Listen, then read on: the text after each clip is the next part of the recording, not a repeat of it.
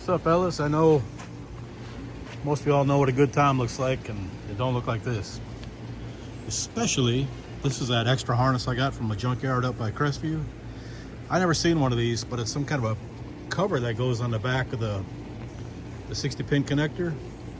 And of course, I got to remove wires and put some new ones, repin some new ones.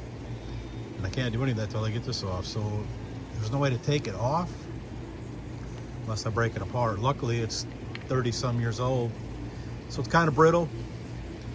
So that's how it's coming apart, one piece at a time.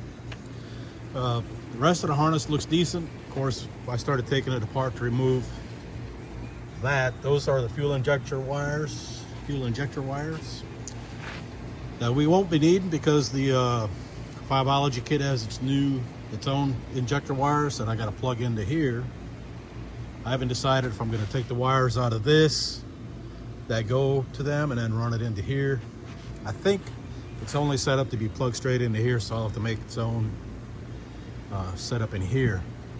I'll probably take the wires out from here for the old injector harness, just to get it out of the way, and go from there. So of course, Ford, their whole wisdom on this one, you got your 60-pin connector that goes into your body harness that plugs in here to the front of the firewall, and you got all your headlights and marker lights, washer, all that stuff, all the way over to there. That goes to your map sensor, and I think the O2 harness is that on there. Yeah, it's all one piece. So the grill, I think the grill had to come out, the radiator had to be moved back to get this one out. So that's all really good time. So anyway, that's what we're at. Probably do another video when I start putting this stuff together, or at the least, when I try to start the truck to see what happens. If it catches fire, the check engine light will finally be off maybe.